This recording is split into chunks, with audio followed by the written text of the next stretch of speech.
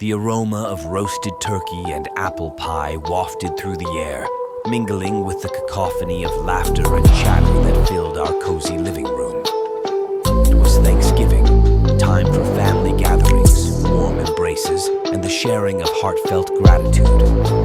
But this year, amidst the festive cheer, an unsettling darkness lurked beneath the surface, a darkness that would forever taint my perception of this supposedly joyous occasion.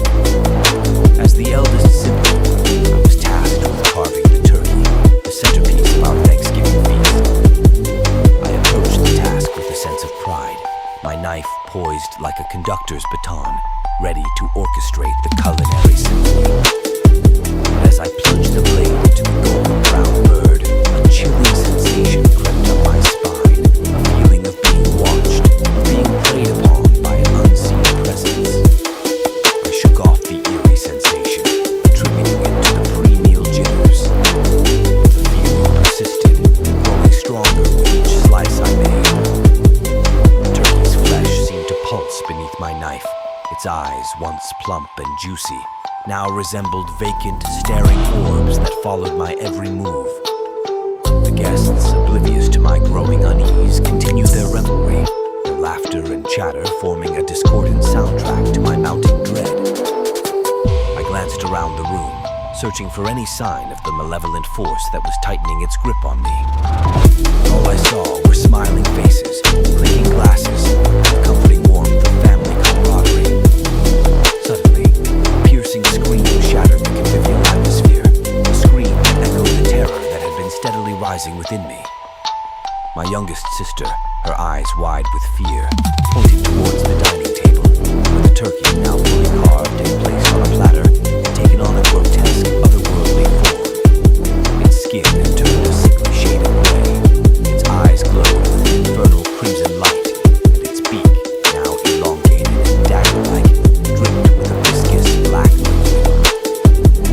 The guests, their faces drained of color, recoiled in horror as the monstrous turkey lurched forward, its razor-sharp claws extended, ready to devour its unsuspecting prey.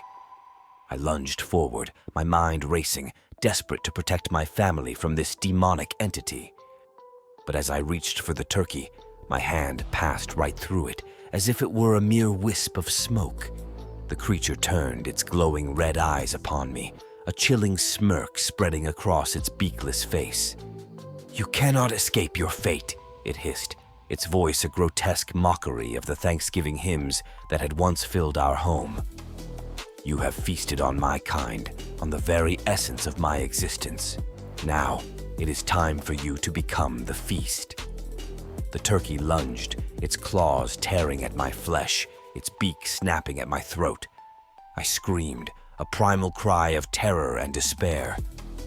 But my voice was lost in the chaos, swallowed by the pandemonium that had engulfed our once joyous Thanksgiving gathering. As the darkness closed in around me, I could only think of one thing: the horror I had brought upon my family, the horror that would forever stain this day of gratitude with the indelible mark of fear and despair. The aroma of roasted turkey, buttery mashed potatoes, and savory stuffing filled the air, a comforting symphony of Thanksgiving cheer. As the eldest sibling, I felt a sense of pride in orchestrating this annual family gathering, transforming our modest home into a haven of warmth and laughter. Yet beneath the surface of this idyllic tableau, an unsettling undercurrent of dread gnawed at me. My youngest brother, Timmy, had always been a source of worry, his behavior erratic and unpredictable. This year, his demeanor had taken a particularly sinister turn. His eyes held an unsettling glint, his smile a twisted mockery of joy. I dismissed my concerns as the product of pre-holiday stress, but a nagging fear persisted, a shadow lurking at the edge of my consciousness. As the feast commenced, Timmy's behavior grew increasingly bizarre. His laughter was laced with malice, his eyes darting around the table with a predatory gleam. The family's jovial chatter seemed to fade into a distant hum, replaced by an ominous silence that only I seemed to hear. When Timmy excused himself from the table, I followed him, my heart pounding in my chest. I found him standing in the dimly lit hallway, his face contorted into a grotesque mask of rage. He lunged at me, his hands clawing at my throat, his eyes burning with a feral intensity. I fought back, my fear morphing into a primal instinct for survival. We grappled in the darkness, our bodies crashing against the walls, the sound of our struggle echoing through the silent house. The air was thick with the scent of fear and sweat, a chilling contrast to the savory aromas that had once permeated the home. Just as I thought I was losing the battle, a sharp crack pierced the air. Timmy's eyes widened in shock, his grasp on my throat loosening. He stumbled backward, his body slumping to the floor. A crimson stain spread across his chest, growing larger with each passing moment. I stared in horror, my hands trembling as I realized what had happened. In the struggle, I had grabbed a nearby ornament, its sharp edge piercing Timmy's heart. My protector, my confidant, my little brother, lay lifeless before me. The weight of my actions pressed down upon me, a suffocating burden that threatened to consume me. I had become the very thing I feared, the monster lurking beneath the surface of my family's idyllic facade. As the family returned to the dining room, their laughter echoing through the halls, I remained hidden in the darkness, the taste of blood lingering on my lips. The Thanksgiving feast continued, a grotesque mockery of the holiday's spirit, while I remained trapped in my own personal purgatory. From that day forward, the once joyous Thanksgiving gatherings became a reminder of my darkest secret. The aroma of roasted turkey, buttery mashed potatoes, and savory stuffing no longer evoked feelings of warmth and comfort, but instead triggered a wave of nausea and dread. I had become the monster, the one who brought horror to the heart of my family's most cherished tradition. And as the years passed, the weight of my actions only grew heavier, a constant reminder of the darkness that lurked within me. It was a chilly Thanksgiving morning, and the Harrington family was preparing for their annual feast. The house was buzzing with activity as Aunt Mary carefully basted the turkey, Uncle George chopped vegetables, and little Timmy set the table with his finest silverware. The aroma of roasted chestnuts and pumpkin pie filled the air, promising a warm and inviting Thanksgiving dinner. However, unbeknownst to the Harringtons, a dark and sinister force was brewing within their midst. Amidst the clatter of dishes and the jovial chatter, a malevolent entity lurked in the shadows, waiting for the perfect moment to strike. As the family gathered around the table, eager to dig into the feast, an eerie silence descended upon the room. The air grew heavy with an unseen presence, and a chill ran down the spines of the Harringtons. Suddenly, the turkey, which had been cooking to perfection just moments before, began to emit a strange, otherworldly glow. Its skin turned a sickly green, and its eyes, once plump and juicy, now resembled vacant sockets. The Harringtons watched in horror as the turkey contorted and twisted, its form morphing into something grotesque and monstrous. Its legs grew long and spindly, its beak elongated into a razor-sharp claw, and its feathers sprouted into venomous spines.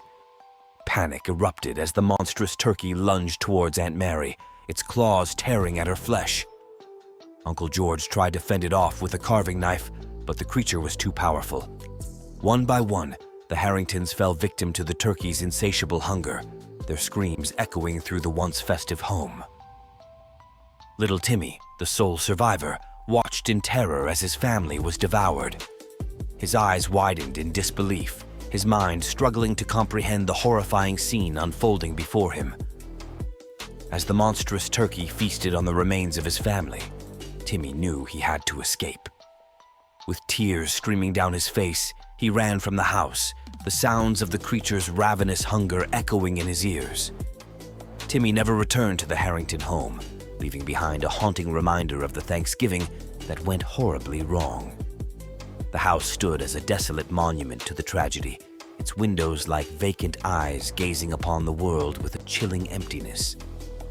And so, the legend of the monstrous turkey was born, a tale that would be whispered among the locals, a chilling reminder of the day when a simple Thanksgiving dinner turned into a nightmare. As the crisp autumn air nipped at my exposed skin, I trudged along the desolate sidewalks of the city, my tattered coat providing little protection from the biting cold. Another Thanksgiving had arrived, a time of feasting and familial joy, a stark contrast to my own reality. Homelessness had become my unwelcome companion, confining me to the harsh realities of the streets. The tantalizing aromas of roasted turkey, stuffing, and pumpkin pie, wafting from the cozy homes I passed, only amplified the pangs of my empty stomach. My heart ached with longing, yearning for a taste of warmth and companionship, a semblance of the Thanksgiving dinners I once enjoyed. Just as despair began to consume me, a glimmer of hope emerged.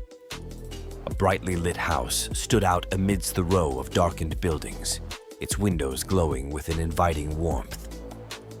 As I approached, the rhythmic sounds of laughter and conversation spilled out, painting a picture of a family gathered in merriment. Hesitantly, I knocked on the door, my heart pounding in my chest.